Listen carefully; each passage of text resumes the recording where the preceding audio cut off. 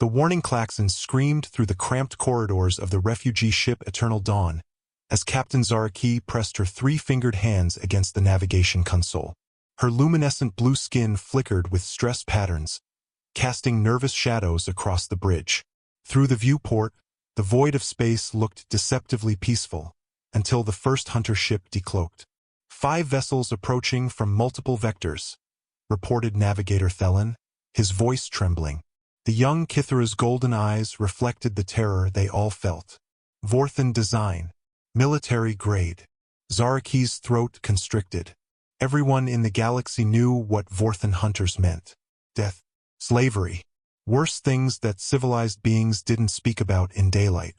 Her people had fled their dying homeworld 3 cycles ago, carrying nothing but hope and the sacred archive, knowledge that had taken her species 10,000 years to accumulate. "Can we outrun them?" she asked, though she already knew the answer. Chief Engineer Moluar shook his massive head, his thick hide scarred from years of maintaining failing systems. "Dawn wasn't built for speed. We're running on backup power as it is. Those hunters, they're fresh, well-armed, and hunting for sport." The first energy blast rocked their ship, sending several crew members tumbling. Emergency lights bathed everything in hellish red. Zaraki gripped her command chair as another blast followed, this one closer. The Vorthans were toying with them, like predators playing with wounded prey. "Incoming transmission," Communications Officer Velas announced, her normally melodic voice cracking with fear. The main screen flickered to life, revealing the scarred, reptilian face of a Vorthan commander. His eyes glowed like burning coals, and when he smiled, rows of razor-sharp teeth gleamed in the light. "Kithera vessel," the hunter snarled in broken galactic standard. "You carry cargo we want. Surrender now, die quick. Resist, and we take our time with you." Zaraki forced herself to stand tall, even as her legs shook. "We are refugees. We carry no cargo of value. Please, let us pass in peace." The Vorthan commander's laughter was like grinding metal. "Peace? Your people's knowledge is worth more than a dozen worlds. The archive you guard, we have buyers waiting. Rich buyers who pay very well for ancient secrets." The transmission cut out, and immediately the hunter ships began their final approach. 5 sleek vessels, each bristling with weapons, moving in perfect formation. The Eternal Dawn shuddered under another blast, this one punching through their outer hull. Atmosphere began venting into space. "Hull breach on Deck 7, Moluar reported, his hands flying over damaged control systems. "Sealing emergency bulkheads, but we can't take much more of this." Zaraki closed her eyes and touched the sacred pendant around her neck, a piece of their homeworld's last crystal, warm with memories of better days. Her people were pacifists by nature, incapable of violence even in self-defense. It was their greatest strength and their fatal weakness. "Any other ships in the area?" she asked desperately. Velas scanned her instruments with growing desperation. "Nothing on long-range sensors. We're alone out here, Captain. The shipping lanes are 20 light hours away." Another blast, and the lights flickered ominously. Through the viewport, Zaraki could see the hunter ships spreading out, surrounding them like vultures around a corpse. In minutes, it would all be over. The last free Kithera would be dead or enslaved, and the archive, the accumulated wisdom of their entire civilization, would be sold to the highest bidder. She was about to order her crew to prepare for the end when Velas suddenly straightened at her console. "Wait, I'm picking up something." Small signature, approaching fast from the outer system. "Another hunter?" Thelen asked, his voice barely a whisper. "No." Velas frowned at her readings. "The configuration is wrong. It's human." Zaraki felt a flicker of something that might have been hope. Humans were known throughout the galaxy as merchants, traders, and scavengers. They weren't warriors like the Vorthans, but they were survivors. More importantly, they were unpredictable. The approaching ship was tiny compared to the hunter vessels, barely larger than a shuttle. It looked like it had been cobbled together from spare parts and sheer stubbornness, its hull scarred and patched from 1,000 close calls. Against the military precision of the Vorthan formation, It seemed laughably insignificant. But as the human ship continued its approach, something in its trajectory made Zaraki's breath catch. It wasn't fleeing. It wasn't trying to avoid the conflict. It was heading straight for the center of the battle zone. Inside the cargo hauler Lucky Strike, Captain Jake Morrison cracked his knuckles and studied the tactical display with the calm focus of someone who had seen too much of the galaxy's darker corners. The ship's AI, a sarcastic program he'd nicknamed Murphy, was running continuous scans of the unfolding massacre ahead. "Let me get this straight," Murphy said in his dry, electronic voice. 5 military-grade hunter ships versus 1 refugee transport, and you want to fly directly into the middle of it? Have I mentioned lately that your self-preservation instincts are fundamentally broken? Jake took a long sip of coffee from a mug that read Galaxy's okayest pilot and grinned. "Come on, Murphy. Where's your sense of adventure?" "I left it in my other personality matrix, along with my death wish and my collection of terrible human jokes." The Vorthan ships were closing in for the kill, their weapons charging for what would likely be the final salvo. Jake had encountered Vorthan hunters before. They were vicious, efficient, and completely without mercy. Whatever species was trapped in that refugee ship didn't have long. "What do we know about the target vessel?" Jake asked, his fingers dancing across the control systems. Kithra design, old but well-maintained. Life signs indicate approximately 200 beings aboard. No significant weaponry detected. "They're sitting ducks, Jake." Jake's jaw tightened. He'd heard stories about the Kithra, peaceful scholars and philosophers who had lost their homeworld to some kind of ecological disaster. They were refugees in the truest sense, and now they were about to become prey for the galaxy's worst predators. "Range to engagement zone? 30 seconds at current velocity." "Jake, I should point out that the Lucky Strike is a cargo hauler, not a warship. Our weapons consist of 2 mining lasers and whatever creative profanity you can think of. Sometimes that's enough." Jake's hands moved with practiced precision, bringing all systems online. The ship's improvised modifications hummed to life. Upgrades he'd made during 3 years of dodging pirates, customs officials, and worse things that lurked in the dark between stars. The lead Vorthan hunter detected his approach and immediately swiveled to face the new threat. Jake could almost feel the predator's confusion.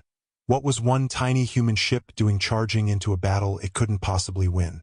"Incoming transmission from the hunters," Murphy announced. "Put it through." The scarred reptilian face that appeared on his screen was everything Jake had expected.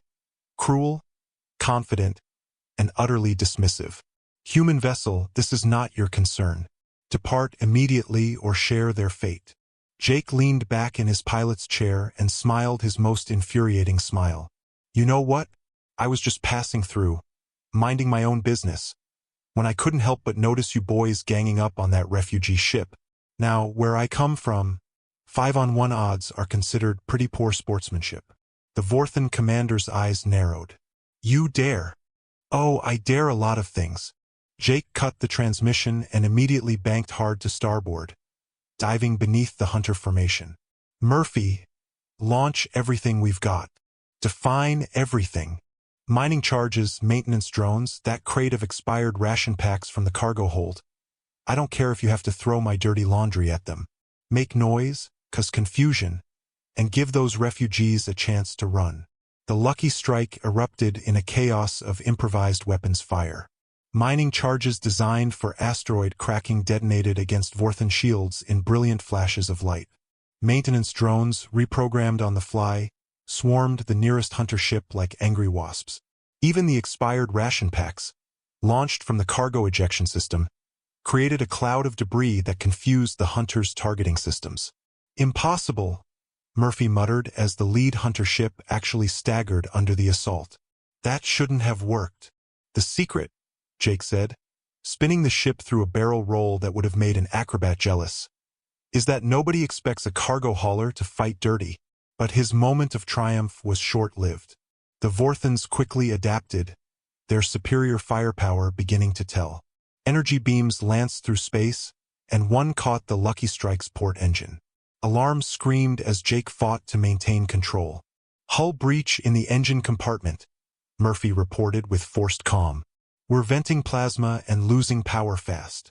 Jake gritted his teeth as another blast shook the ship. Through the viewport, he could see the refugee vessel trying to limp away, but it was badly damaged and moving too slowly. The hunters were already repositioning, preparing to finish what they'd started. "Time for Plan B," Jake muttered. "We had a Plan A? I'm making this up as I go along." Jake's hands flew over the controls, engaging systems that Murphy immediately flagged as dangerous. "Remember those modifications I made to the cargo bay doors? The ones I specifically warned you were structurally unsound and possibly suicidal? Those are the ones." Jake grinned fiercely as warning lights bathed the cockpit in red. Sometimes the best way to win an impossible fight is to make sure nobody wins. The Lucky Strike suddenly changed course, no longer running or dodging. Instead, it accelerated directly toward the largest hunter ship, its damaged engines screaming in protest. In the refugee ship's bridge, Captain Zaraki watched in stunned amazement as the tiny human vessel began what could only be described as a suicide run. The collision alarms aboard the Vorthan flagship Blood Talon shrieked as the human cargo hauler accelerated toward them on a direct intercept course. Commander Vextor snarled orders at his crew, his predatory confidence suddenly replaced by genuine alarm. "Evasive maneuvers. All weapons, target that insane human." But Jake Morrison had spent 3 years learning every trick of survival in the galaxy's most dangerous corners.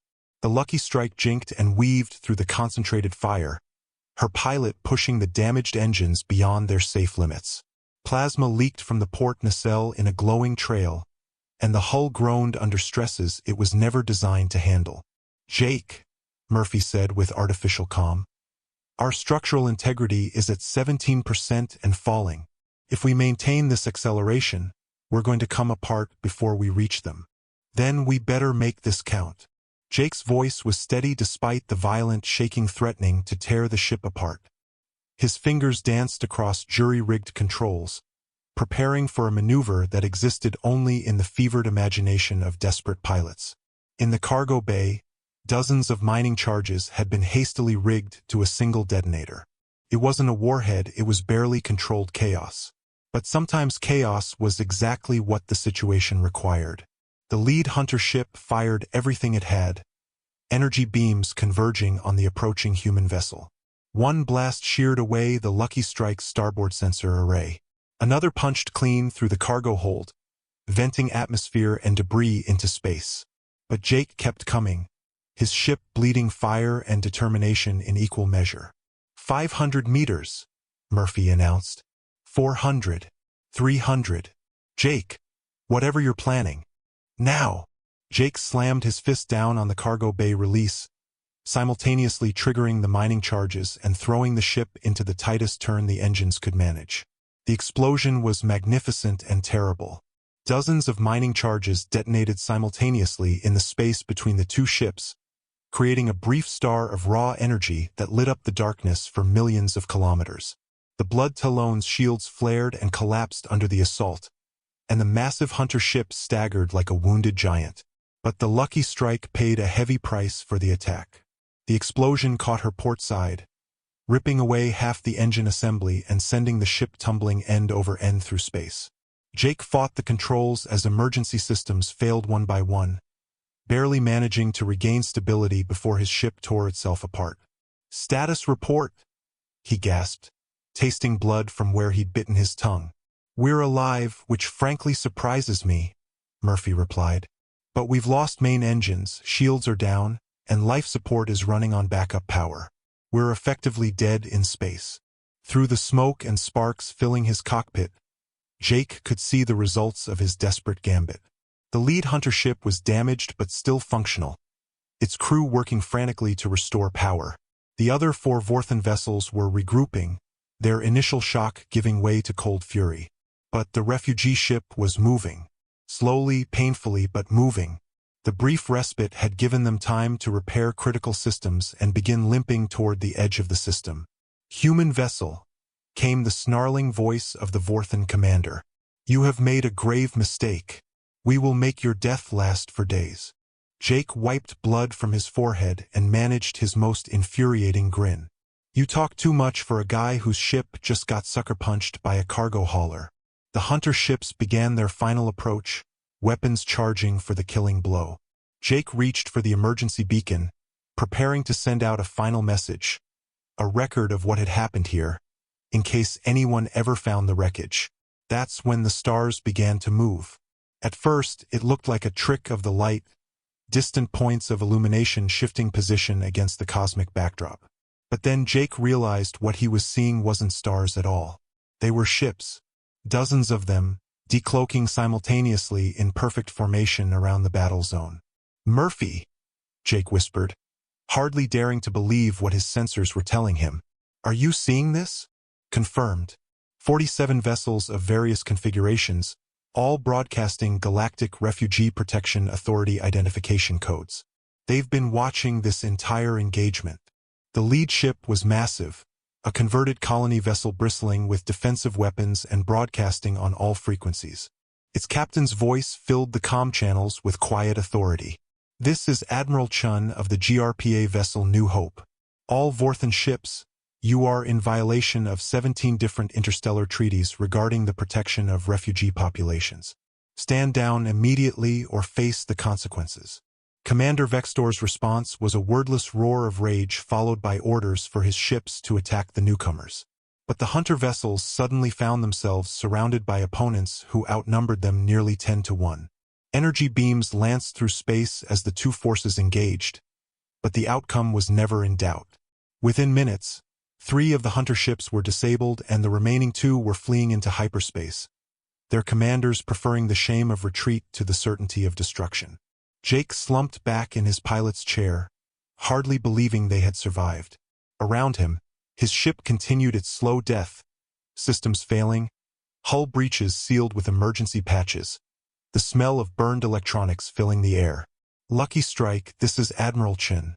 We're dispatching rescue shuttles to your position." That was either the bravest or the most foolish thing I've ever seen a civilian pilot attempt. Jake managed a weak laugh. "Probably both, Admiral. But somebody had to do something." As the rescue shuttles approached, Jake caught sight of the refugee ship on his sensors. The Eternal Dawn had stopped her limping flight and was actually turning back, heading toward the Lucky Strike's position. "Now that," Murphy observed, "is interesting." The medical bay aboard the GRPA vessel New Hope smelled of antiseptic and hope in equal measure. Jake Morrison sat on the edge of a diagnostic bed, wincing as Dr. Sarah Kim finished treating the cuts on his forehead. Through the observation windows, he could see the Lucky Strike being towed by a recovery vessel, her hull scarred and blackened but intact. "You're lucky to be alive," Dr. Kim said, scanning him with a medical tricorder. "Another few minutes in that death trap and you would have suffocated." "She's not a death trap," Jake protested. "She's just creatively maintained." Admiral Chun entered the medical bay, her weathered face showing a mixture of admiration and exasperation. Elena Chun had spent 30 years protecting refugees across the galaxy, and she'd seen enough senseless heroics to fill several libraries. "Captain Morrison," she said, settling into a chair beside his bed.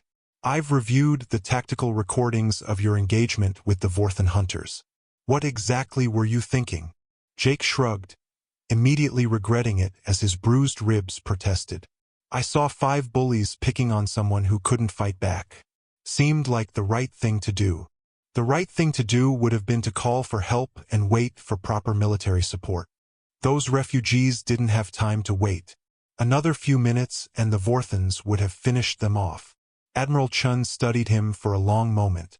"You do realize that if we hadn't been monitoring this sector, your heroic gesture would have accomplished nothing except getting yourself killed? But you were monitoring.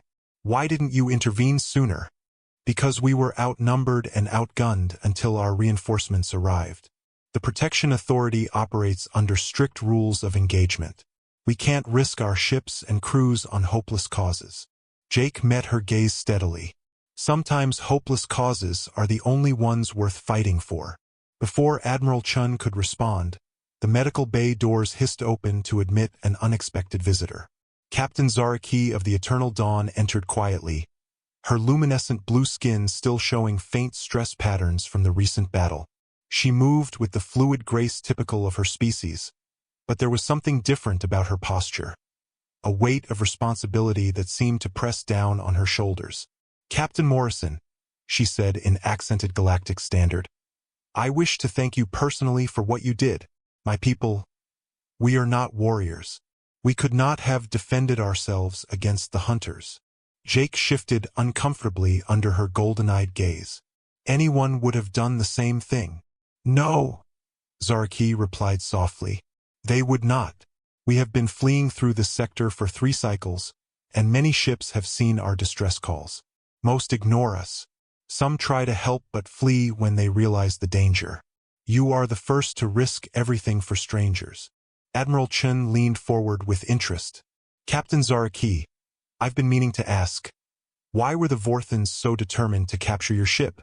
They mentioned something about valuable cargo." Zaraki's skin patterns shifted to deeper shades of blue, indicating profound sadness. "We carry the archive, the complete knowledge base of our civilization. History, science, art, philosophy. Everything our people learned in 10,000 years of existence. And the Vorthans want to sell it," Jake said, understanding flooding through him. "To the highest bidder," Zaraki confirmed. "There are collectors throughout the galaxy who pay enormous sums for unique knowledge. To them, the death of our culture is simply another commodity to be traded." Dr. Kim finished her scans and nodded to Admiral Chun. "He's bruised and exhausted, but he'll live. I recommend rest and better life choices." Jake started to respond, but Zaraki spoke first. "Captain Morrison, there is something else. Something I must tell you about what you have done today." Her golden eyes seemed to glow in the medical bay's soft light. "The archive contains more than just our history. It holds the location of our people's most sacred sites, including the crystal gardens of Thelmora."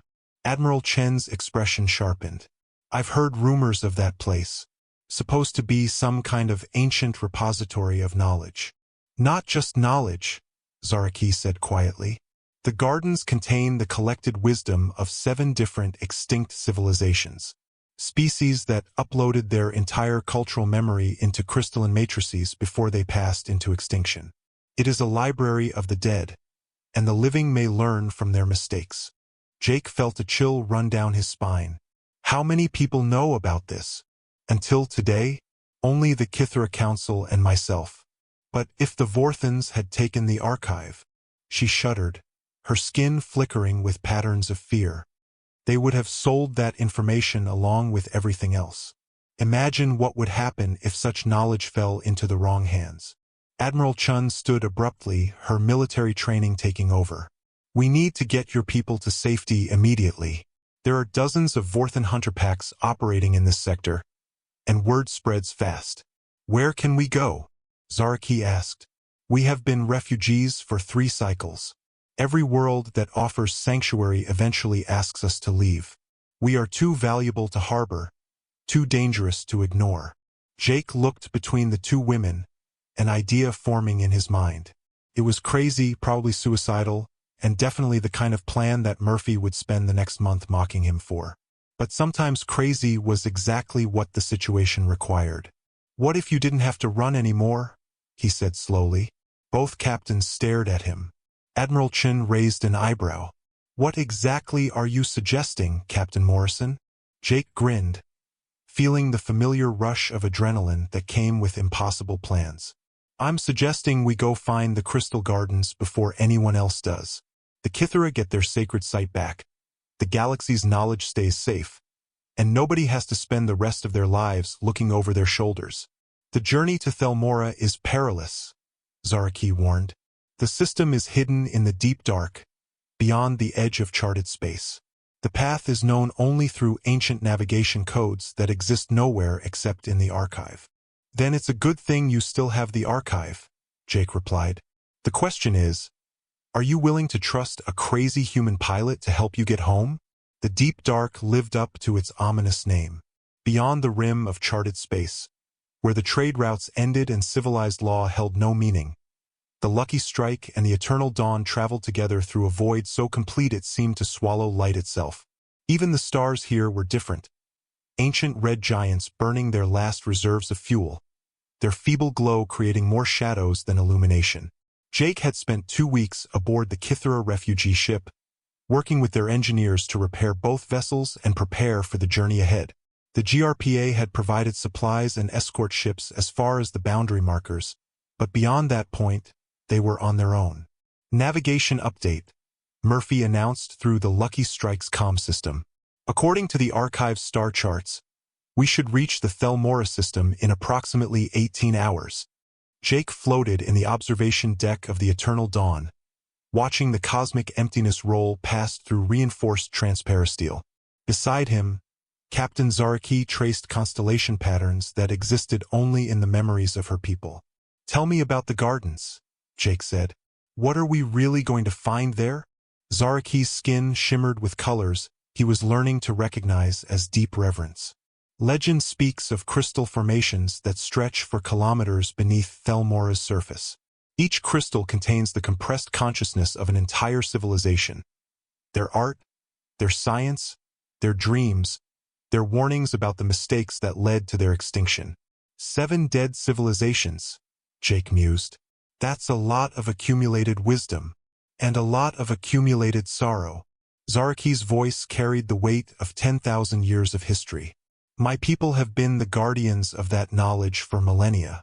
We were chosen because we could bear the sadness without being destroyed by it. Jake thought about that as they continued their journey through the emptiness.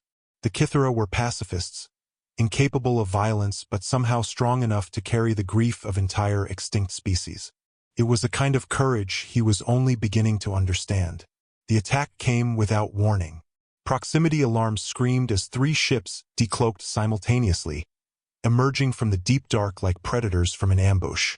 Jake recognized the configuration immediately, Vorthan hunters, but these were different from the ones they'd encountered before. Larger, more heavily armed, and bearing the markings of an elite pack. "Eternal Dawn, this is Pack Leader Kreshenar," came a voice like grinding metal over the comm channels. "You carry what belongs to us. Surrender the archive and we will grant you quick deaths." Jake was already moving, pulling himself through the zero-gravity corridors toward the shuttle bay where his ship was docked. "Murphy, get the strike ready for immediate departure. Emergency protocols. Jake, our repairs are only 60% complete. We can't fight 3 elite hunters. We don't have to fight them. We just have to get the refugees to safety." But as Jake reached his ship's airlock, he found Zaraki waiting for him. Her usually calm demeanor was replaced by something he'd never seen in a Kythera before, grim determination. "I'm coming with you," she said. "Like hell you are.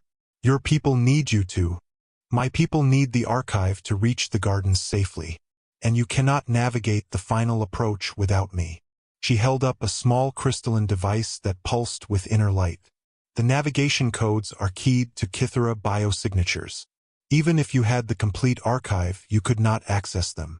Jake wanted to argue, but energy beams were already lancing through space outside, and the Eternal Dawn shuddered under the first impacts. The hunter ships were closing in, their superior speed and firepower overwhelming the refugee vessel's defenses. "Fine," Jake said, sealing the airlock behind them. "But when this goes sideways, and it will go sideways, you follow my orders without question." "Agreed." The Lucky Strike launched from the shuttle bay just as the lead hunter ship's main guns opened fire. The energy beam missed the fleeing cargo hauler by meters, instead punching completely through the Eternal Dawn's hull. Atmosphere vented into space in a glittering cloud of ice crystals. "They're targeting the engines," Zaraki observed with surprising calm, as Jake threw their ship into a series of evasive maneuvers. "They want the archive intact," Jake replied, his hands dancing across the controls. "Dead refugees can't resist interrogation, but they need the ship functional enough to access the computer systems." The hunter ships spread out into attack formation, trying to box in both refugee vessels. But Jake had spent the last 2 weeks studying everything the Kythera knew about this region of space, and he'd noticed something in their ancient star charts that gave him an idea. "Murphy, plot a course for those coordinates," he said, transmitting a string of numbers that made his AI pause for a full second. Jake, those coordinates place us directly in the path of a gravitational anomaly. Whatever's out there is massive enough to bend spacetime. Exactly. Jake grinned fiercely as enemy fire lit up the space around them. Sometimes the only way out is through. The Lucky Strike suddenly changed course, diving toward a region of space that looked empty but registered on sensors as a distortion in the cosmic background. Behind them, the Eternal Dawn struggled to keep pace, her damaged engines leaving a trail of plasma that the hunters followed like bloodhounds. "What is that thing?" Zaraki asked, staring at the sensor readings. "According to your people's records, it's the grave of a star. Something so massive that when it died, it collapsed into a point of infinite density. A black hole." Zaraki's skin went pale. "You're planning to use it as a weapon." "I'm planning to use it as an escape route." Jake's voice was steady despite the impossible maneuver he was attempting. "Those hunters are faster and stronger than us, but they're not crazy enough to follow us into a gravity well." The space around them began to distort as they approached the event horizon, stars stretching into impossible shapes as gravity bent light itself. The hunter ships fell back, their pack leaders screaming threats and promises of vengeance over the comm channels. But they didn't follow. Just as Jake had hoped, even elite Vorthan hunters weren't insane enough to risk being torn apart by tidal forces. "Now what?" Zaraki asked as they skirted the edge of oblivion. Jake checked his sensors, noting the position of a particular star cluster that matched the Kithra navigation codes. "Now we use this gravity well as a slingshot. Hang on. This is going to get interesting." The crystal gardens of Thelmora defied every expectation Jake had formed during the journey through the deep dark. As the Lucky Strike and the battered Eternal Dawn descended through the planet's atmosphere, he found himself staring at a world that seemed to pulse with inner light. Vast crystalline formations erupted from the surface like frozen lightning, their faceted surfaces catching and reflecting the pale sun's rays in spectacular displays of color. Some crystals were no larger than buildings. Others stretched for kilometers, their peaks disappearing into the low-hanging clouds. "Beautiful," Zaraki whispered from the co-pilot's seat, her skin shimmering with patterns Jake had never seen before, joy mixed with profound reverence. "And probably worth more than the GDP of most star systems," Murphy observed dryly. "I'm detecting some unusual energy signatures from those formations. They're not just pretty rocks." Jake piloted the ship toward a landing site near the largest crystal cluster, where ancient Kithra ruins were barely visible beneath centuries of accumulated dust. The Eternal Dawn followed, her hull patched and scarred but still flying. As they touched down, Jake noticed something that made his blood run cold. Fresh scorching on some of the nearby crystals. Energy weapon burns. "We're not alone down here," he said quietly. Zaraki's patterns shifted to alarm. "Impossible. The location of Thelmora is known only to—" She stopped, understanding flooding her golden eyes. "The archive. If the Vorthans captured even fragments of it during their previous attacks." Jake was already moving, checking his sidearm and grabbing emergency supplies. How long would it take them to decode the navigation data? Hours, perhaps days. But Jake, if they're already here. She touched the crystal pendant around her neck, her voice dropping to a whisper. "The consciousness matrices are extremely fragile. Any significant trauma could shatter them permanently, destroying the preserved memories of entire civilizations." They exited the ship to find Captain Moluar and a team of Kithra engineers waiting for them, their faces grim with determination. The big engineer's scarred hide showed fresh stress patterns. "Captain," he reported to Zaraki, "we've detected at least 2 Vorthan ships in the upper atmosphere. They're jamming our communications and appear to be landing assault teams throughout the crystal fields." Jake studied the towering formations surrounding them, noting the way they seemed to resonate with a deep, almost musical hum. "How do we protect something this size from a military assault?" "We don't," Zaraki said, surprising him with her calm certainty. "We join with it." She led them toward the largest crystal formation, its base disappearing into what looked like a natural cave system. As they drew closer, Jake realized the caves were actually vast chambers carved into the crystal itself, their walls covered with symbols that seemed to shift and change in the light. The consciousness matrices respond to mental resonance, Zaraki explained as they entered the crystal labyrinth. They're not just storage devices, they're interactive repositories of living thought. When a Kithara mind touches one of the matrices, the preserved consciousness can share its knowledge directly. The chamber they entered took Jake's breath away. Crystals of every size and color filled the space, some floating freely in midair, others growing from the walls and ceiling in impossible spirals. Each one pulsed with its own rhythm, creating a symphony of light that was both beautiful and deeply alien. 7 civilizations, Jake murmured, understanding beginning to dawn. Each crystal formation represents the hegemony of Vel, Zaraki said, touching a cluster of silver crystals that chimed like bells. They mastered space-time manipulation but destroyed themselves in temporal wars. The choir of ANX, she indicated spiraling blue formations, achieved perfect harmony between organic and artificial intelligence, then chose to transcend physical existence rather than face the heat death of their star. Jake moved between the crystal clusters, feeling the weight of accumulated history pressing down on him. Each formation represented the hopes, dreams, fears, and ultimate failures of an entire species. It was simultaneously the most beautiful and the most heartbreaking sight he'd ever witnessed. That's when the explosions started. The first blast shook the entire chamber, sending several smaller crystals tumbling from their floating positions. Emergency lights began flashing throughout the complex as Vorthan assault teams breached the outer chambers. Combat teams are advancing through sectors 7 and 12, Moluar reported, his massive hands working frantically over a portable scanner. They're using shaped charges to blast through the crystal barriers. Jake drew his sidearm, knowing it would be woefully inadequate against military-grade Vorthan warriors. How many? At least 30, possibly more. They're moving in coordinated units. The engineer's stress patterns flickered across his hide. Captain, they're not trying to capture the matrices intact. They're destroying everything they can't immediately understand. The sound of systematic destruction echoed through the crystal chambers. The screaming whine of energy weapons followed by the heartbreaking chime of shattering crystal. Each broken formation represented the final death of knowledge that could never be recovered. Zaraki moved to the center of the main chamber, where the largest crystal cluster rose like a frozen tree toward the ceiling. Its faceted surface showed swirling patterns of light that seemed almost alive. The primary matrix, she said, her voice carrying both reverence and desperate determination. It contains the coordination protocols for all the other formations. If I can establish a resonance link. What are you talking about? Jake demanded, but she was already pressing her hands against the crystal's surface.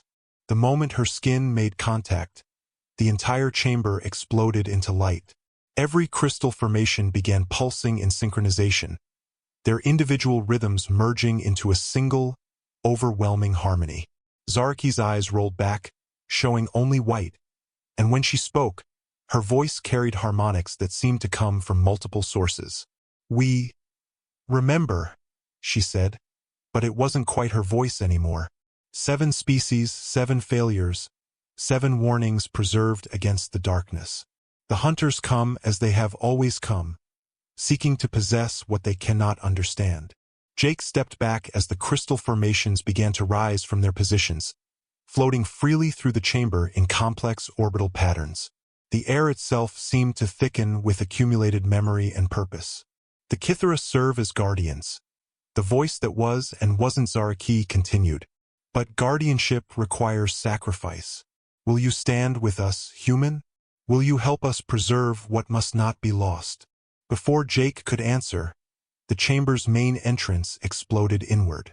Vorthan assault troops poured through the gap, their reptilian forms encased in powered armor that gleamed with weapon systems. They opened fire immediately, energy beams lancing through the chamber and shattering several of the smaller crystal formations. Defensive positions, Jake shouted to the Kithara engineers, though he knew they were civilians, not soldiers. The peaceful species had no experience with violence, no instincts for combat. But as the Vorthans advanced, something unexpected happened. The floating crystals began to move with purpose, positioning themselves between the attackers and the more vulnerable formations. Energy beams struck the protective crystals and were absorbed, the stored energy causing them to glow even brighter.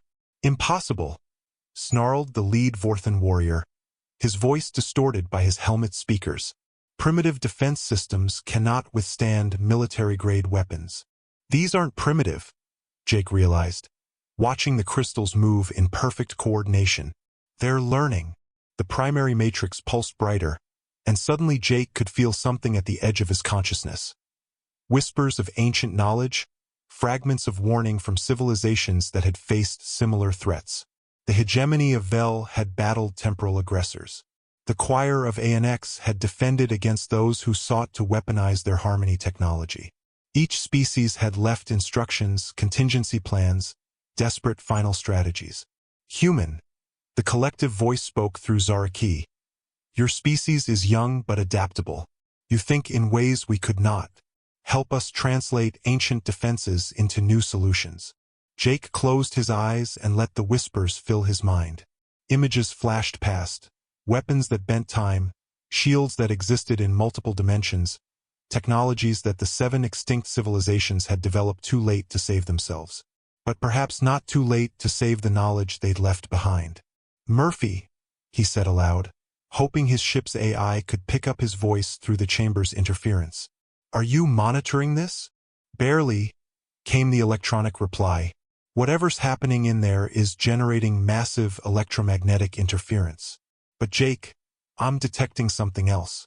Those crystal formations, they're not just storage devices.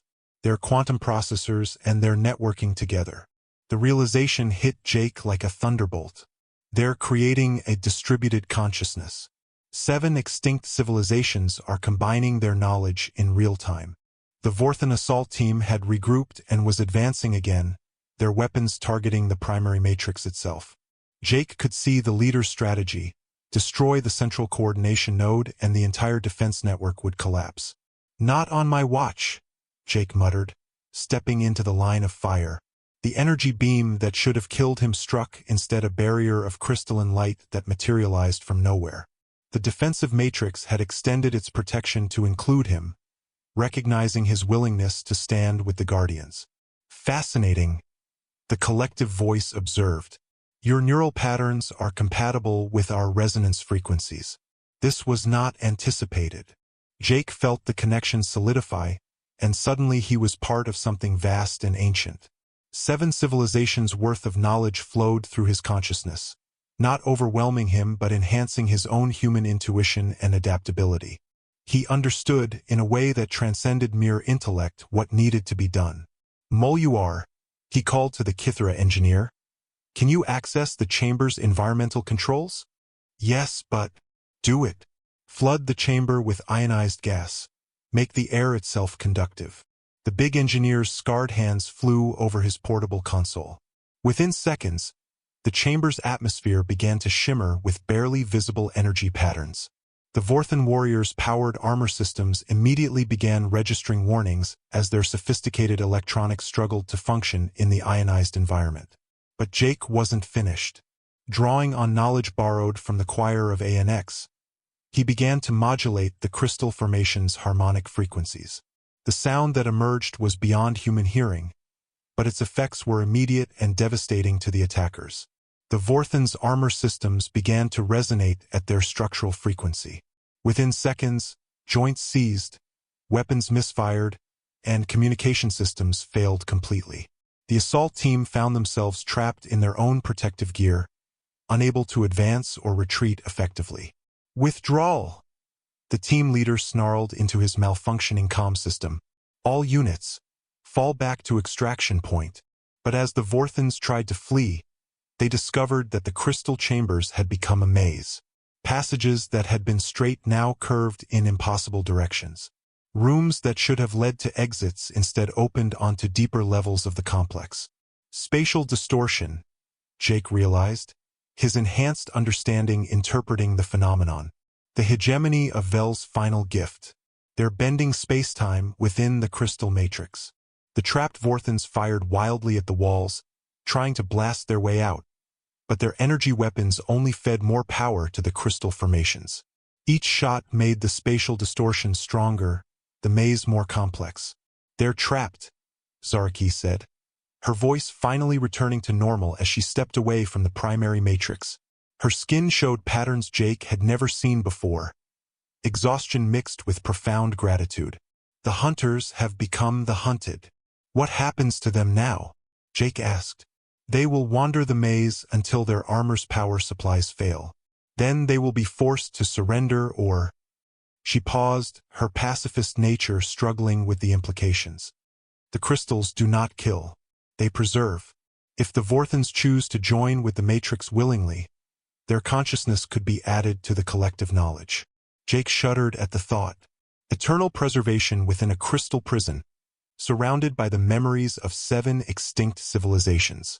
For a species like the Vorthans, who lived for conquest and domination, it would be the ultimate punishment. The ships in orbit, Moluar reminded them. The assault teams were just the beginning. If they detect that their ground forces have failed, they'll bombard the planet from space, Jake finished. Destroy the entire site rather than let it remain in Kithara hands. The primary matrix pulsed again, and the collective voice returned, though quieter now, as if the effort of coordinating the defense had drained some of its power. "We have considered this possibility. The orbital bombardment protocols of modern warships are not unlike the stellar cascade weapons that destroyed the hegemony of Vel. We remember how to respond." Jake felt a chill as ancient memories flowed through the connection. The hegemony of Vel had faced planet killers before, weapons designed to crack worlds and boil away atmospheres. Their response had been desperate, brilliant, and ultimately too late to save their own civilization. But perhaps not too late to save this one. "What do you need from us?" Jake asked. "Sacrifice," came the reply. "The defense requires a permanent guardian, someone willing to join with the Matrix and coordinate its functions. We had hoped one of the Kithara would accept this role, but—" Jake looked at Zaraki, seeing the conflict in her luminescent features. To save her people's most sacred site, one of them would have to give up their individual existence, becoming part of the collective consciousness that guarded the crystals. "I'll do it," Jake said without hesitation. "No," Zaraki said firmly. "This is not your burden to bear. The gardens are sacred to my people. The responsibility—" "Your people need you alive," Jake interrupted. "The Kithara are refugees, scattered across the galaxy. They need a leader who can guide them to a new home, help them rebuild their civilization. I'm just a cargo hauler with a ship held together by duct tape and stubbornness." "You are more than that," the collective voice said gently. "Your consciousness resonates with frequencies we had not encountered before. Human neural patterns possess a unique flexibility that could enhance our defensive capabilities significantly." Jake could feel the truth of that statement.